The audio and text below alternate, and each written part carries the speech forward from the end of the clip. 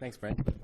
Yep, I'm Blase from Carnegie Mellon, and indeed, that was my computer that decided to update at the beginning of this session and made its way into Cammie's. So looking at my computer, looking at the projector I couldn't connect it to, looking at Cammie, thinking about her talk, shaking my head, this is so meta. But anyway, I'm here on behalf of my co-authors at Brown and the University of Zurich to talk about trigger action programming in the wild. We live in a world where we have lots and lots and lots of different online services we use from lots and lots of different companies.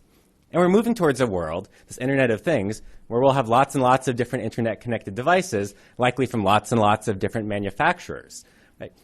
We don't want to have all these different siloed ecosystems, right? Do we? So how do we connect these?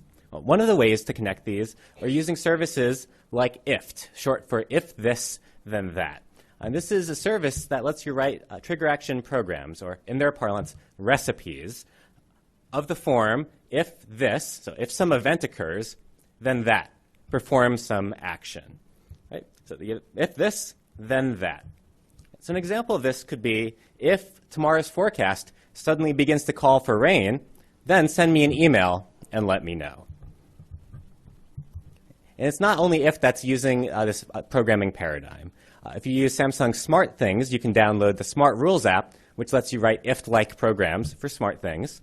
Very recently, just a couple weeks ago, Microsoft introduced Microsoft Flow, which takes an if-like approach to writing these sorts of programs.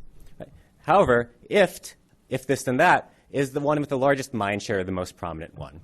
And this prominence raises some questions. Most notably, well, what exactly are people creating on IFT? So to answer this question, we collected all publicly shared IFT recipes. And what I mean by this is the following.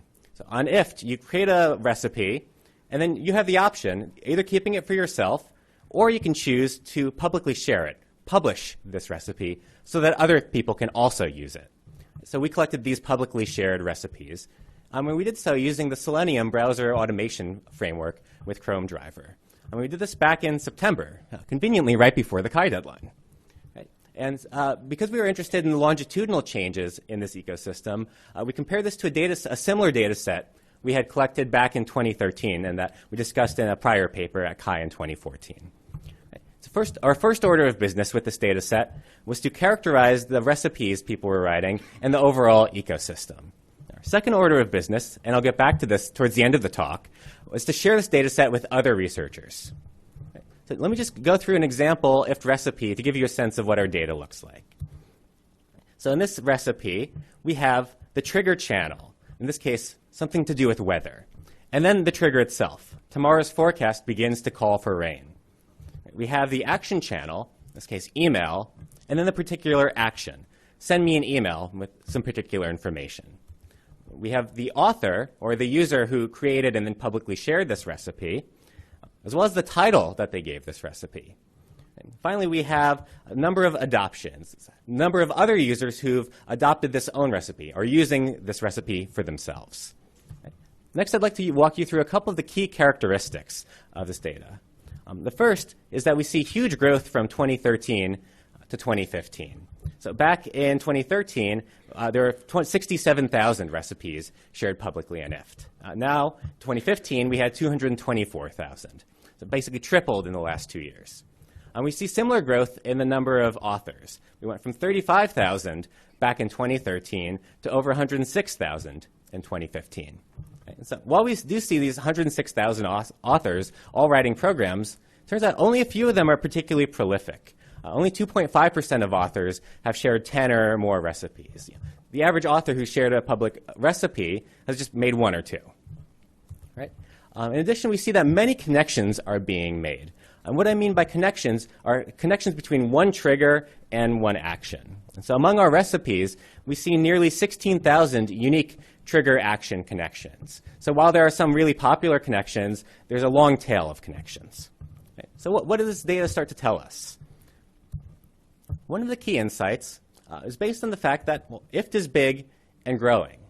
This isn't a dying ecosystem. This is a growing ecosystem, which suggests that people are getting value out of it.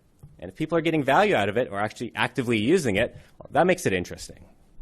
So month over month, you see more and more people actively sharing recipes, more and more recipes being shared.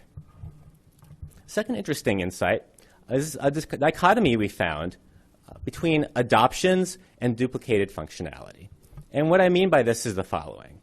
So let's say I wanted to receive an email every day, or the day before when tomorrow's forecast was calling for rain. One option I have is I can go on IFT, can search for someone else's recipe that they've made that does this, and adopt it for my own use. So that's option one. And we saw lots of that. Option two is I can just make my own recipe, if this, then that, and perhaps publicly share it. And at that point, if I've publicly shared it, we have duplicated functionality in these recipes. We have multiple recipes that all do the same thing. And we saw lots of that too. Lots and lots and lots of people have written this recipe. Email me if rain is coming tomorrow. And an interesting suggestion here is this, well, why are people writing it on their own? Wouldn't it be easier to adopt? Or, well, maybe because people are just writing it on their own, they're finding it easier to just write their own trigger action recipe rather than just trying to search through, find the right keywords. They can just do it themselves. Third, I want to go back to these many diverse connections we saw. So I mentioned we found over nearly 16,000 unique connections between different triggers and different actions. Right. In a little bit more detail, here I'm going to show you a heat map of the 20 most popular trigger channels, 20 most popular action channels. And this heat map, anywhere there's white, that means we didn't see connections between that trigger channel and that action channel. And the increasingly saturated shades of red indicate more and more different recipes making that connection. And what you see here is quite dense connections. If we extend this to the hundreds of different trigger channels and hundreds of different action channels, it's more sparse, but there's still lots and lots of connections. Right? And overall, there's almost 16,000 connections between triggers and actions.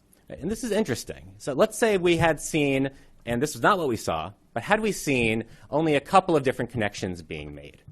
At that point, manufacturers could just bake it into their products. They could say, oh, here's my, if it's going to rain tomorrow, send me an email recipe. Here's my share this on Facebook recipe. Well, it wouldn't even be a recipe. It would just be baked into their product.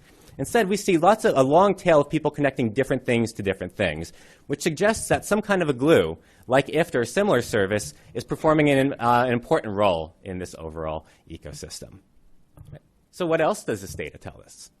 Well, that's actually up to you, because with IFT's permission, we're sharing this data set. So if you're interested in downloading our data, the instructions on how to do so are online. Our Universal Programming of Devices, or UPOD group, sharing it. So it's at upod.io/datasets. And thanks very much, and happy to take any questions.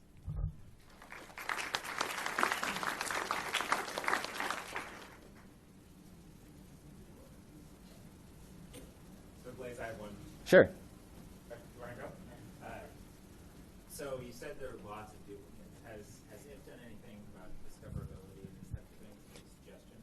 Right, yeah. So one could imagine lots of different ways you could find recipes. So right now, the main vectors for finding recipes are either looking at the front page or they have a keyword search. And so you could imagine all kinds of variants where you say, I'm interested in something connecting the weather to email. And then they give you all the recipes where they have that. Currently, they don't have something exactly akin to that. And so I think there's actually a really interesting opportunity for design and discoverability, which would then imply, well, if we have these different vectors for, here's ways to discover something, here's a way to write your own, which do people find easier, that sort of a thing. And so there's, I think, a lot of opportunity for future work in this space.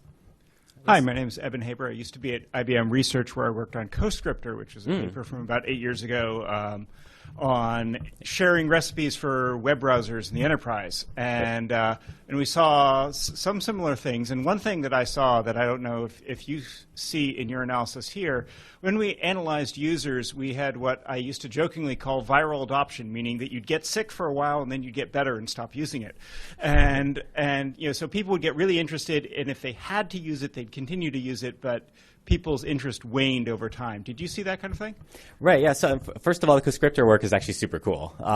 And if any of you aren't familiar with it, definitely check it out. But so the interest over time, so we didn't have, we had basically these two snapshots in time of how many people had adopted the recipe. We don't have, a unless we start working more closely with if we don't have the data of how many people are actually using it over time, how many people have adopted it and then deleted it or said, this is stupid, why did I do this? I don't need the National Geographic picture of the day every day in my email.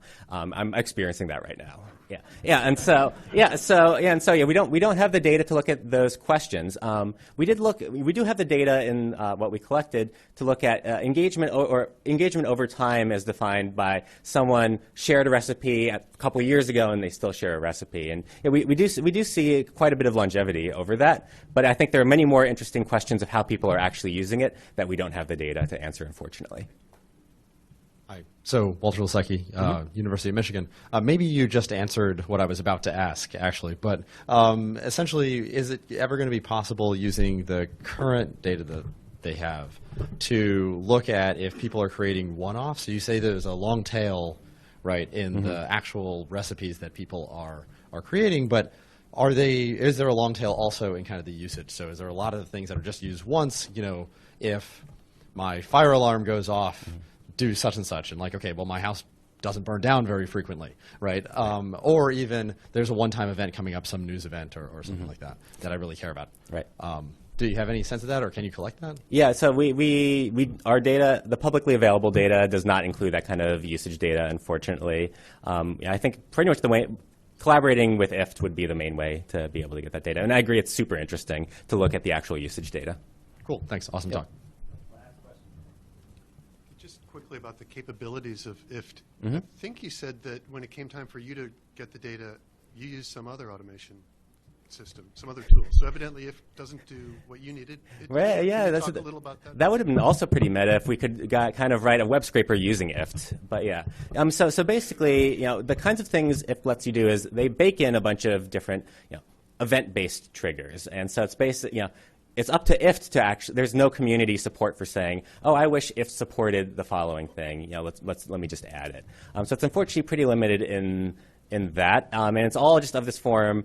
If some event occurs and it's a predefined event, you can fill in some parameters. So, for instance, if the forecast changes, then you can say is it rain I'm interested in, or snow, or sleet, or whatever. But yeah, it's not fully expressive, and I think in the spectrum of what people want to express and what people are capable of expressing, I think there are a lot of interesting questions about how far beyond this can we go and have people still writing these kinds of useful programs and knowing what they do, debugging them, that sort of a thing.